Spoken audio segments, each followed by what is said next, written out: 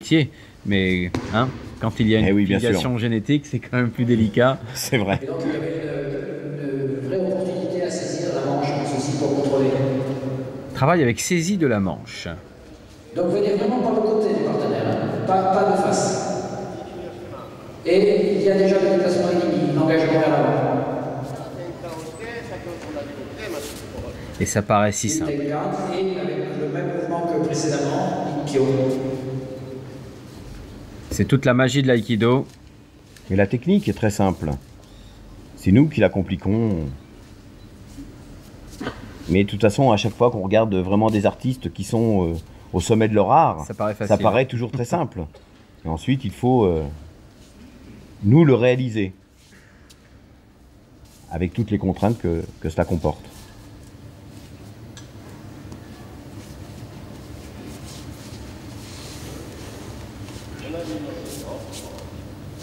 Donc encore une fois, vous voyez que c'est tout à fait le même déplacement, le même mouvement, la même logique, la même continuité. Alors on le sait, l'aïkido s'importe très bien à partir du Japon dans le monde entier. Est-ce qu'au Japon, l'aïkido continue à être un art martial majeur? Oui, il fait partie des grandes disciplines. Il est évident que le kendo et le judo sont pratiqués dans les écoles.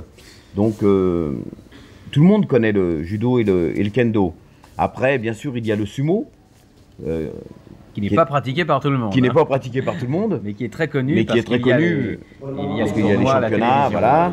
Et puis ensuite, le karaté, bien sûr. Et puis l'aïkido qui prend une grande part au Japon. Mais quel est l'art martial qui aujourd'hui en Europe peut réunir 3200 stagiaires en un week-end? Là, par contre, je crois que la réponse, c'est l'aïkido. Pour la 2F3A, qu'est-ce que cela représente un grand stage comme celui-ci et cet immense succès? C'est pour la France que ça représente quelque chose, parce que la France est le premier pays au monde, après le Japon, en matière d'aïkido. On avait déjà connu ça en judo, en karaté souvent.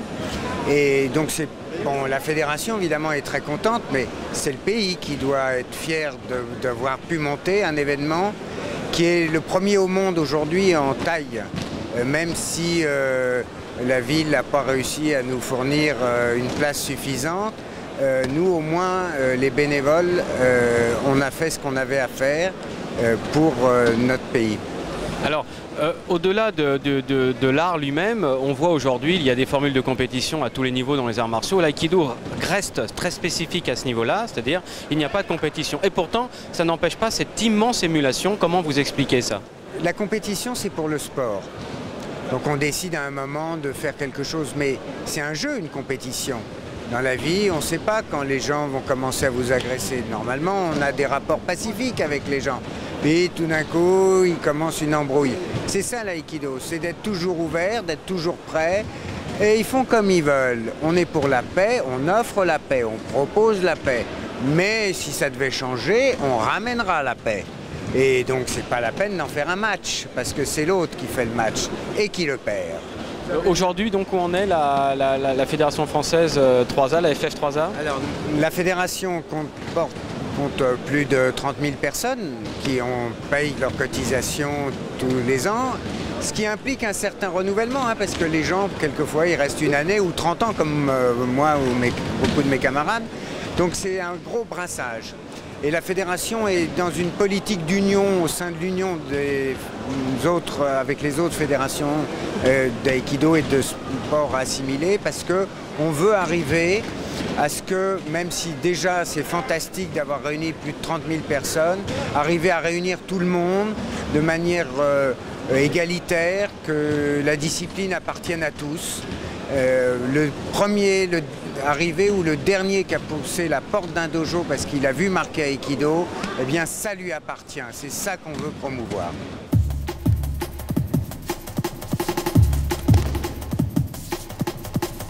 Une promotion qui passe évidemment par la venue du Doshu. Le Doshu ici toujours en démonstration. Et nous avons aperçu juste auparavant Maître Honoro aussi, Patrick Benesi. Oui, Maître Honoro qui a été un des pionniers en France de l'aïkido et qui, pour des raisons tout à fait personnelles, a décidé d'orienter sa pratique vers le kinomichi, Kinomichi qui veut dire le chemin du ki. Et comme vous le savez, ça ressemble énormément à l'aïkido. C'est une vision maintenant tout à fait personnelle. Et Maître Noro a eu cette honnêteté de changer un petit peu la discipline et d'en changer le nom. Mais il était vraiment très très heureux d'être parmi nous dans cette famille, car il fait partie vraiment de la famille de l'aïkido. Alors, est-ce qu'on peut considérer justement que la pratique au très haut niveau, au plus haut niveau de l'aïkido, mène forcément à la recherche d'une réalisation spirituelle? Oui, bien sûr, c'est lié. C'est lié, on ne peut pas dissocier l'aspect philosophique, même si on n'en parle jamais, car nous ne sommes pas des professeurs de philosophie, nous sommes des enseignants d'aïkido, et c'est à travers la pratique, à travers la gestuelle, que nous allons développer une certaine forme de philosophie.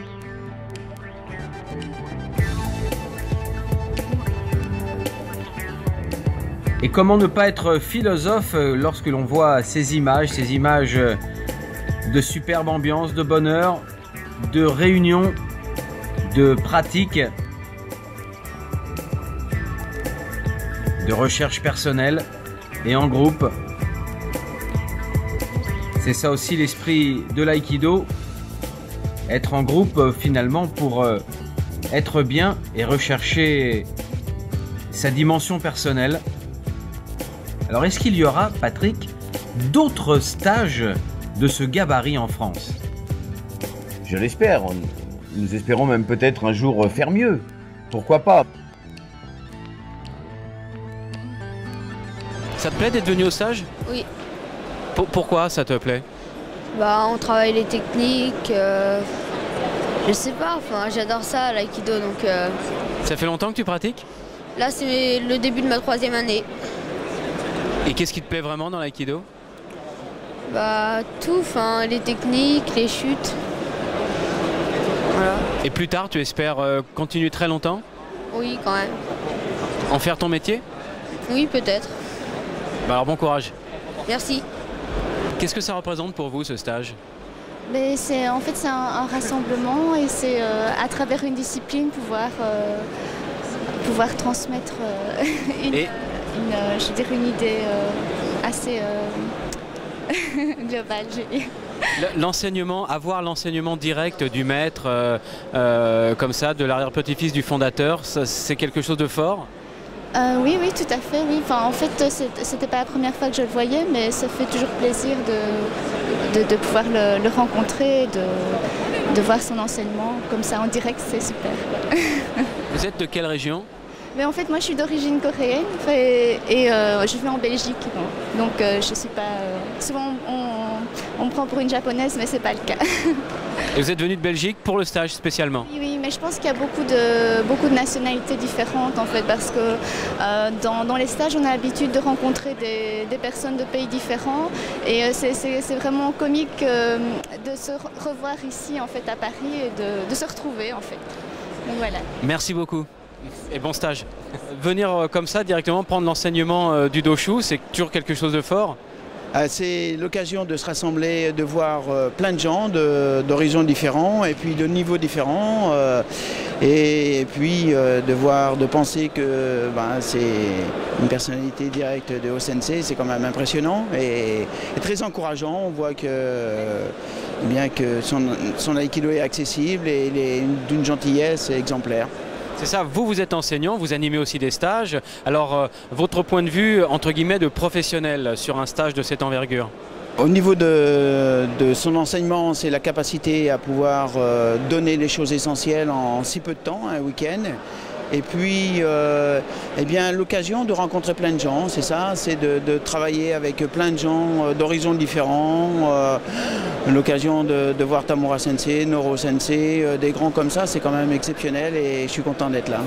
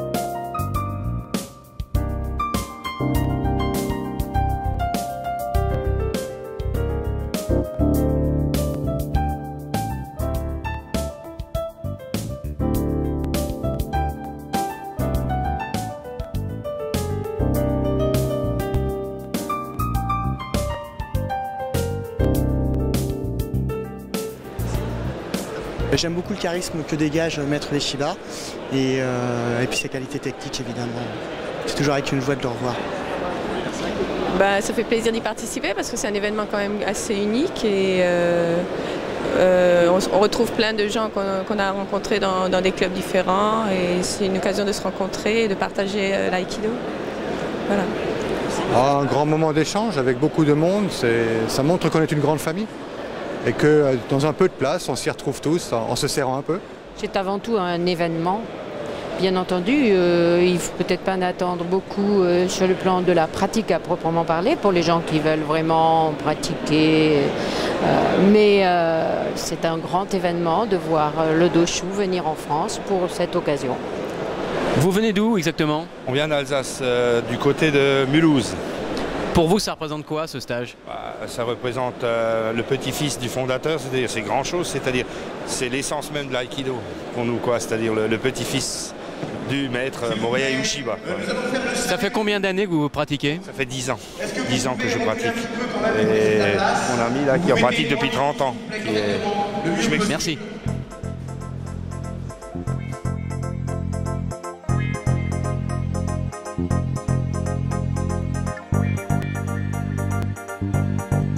Le sourire du Doshu, la satisfaction sur le visage du maître et les stagiaires qui vont terminer cette journée exceptionnelle qui restera gravée dans toutes les mémoires.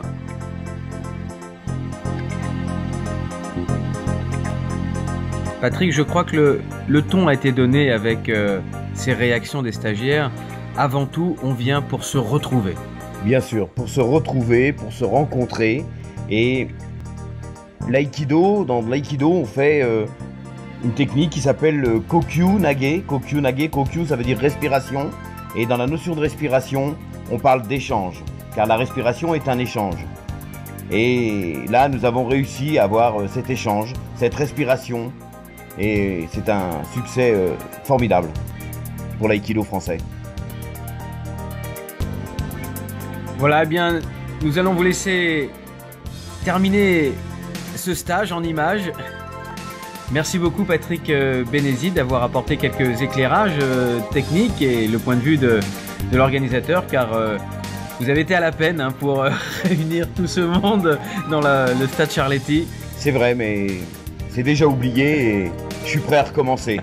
Voilà, place à l'avenir et on vous souhaite à tous de continuer à pratiquer l'aïkido avec amour, avec bonheur, à l'image de Maître Noro ici, qui a toujours le sourire, quoi qu'il se passe. Finalement, la recherche de l'énergie, eh bien, si ça aboutit au bonheur, on va tous s'y mettre. Voilà, à très bientôt donc, et on reste évidemment tous Aikidoka dans le cœur. Au revoir. Merci Jean-Paul.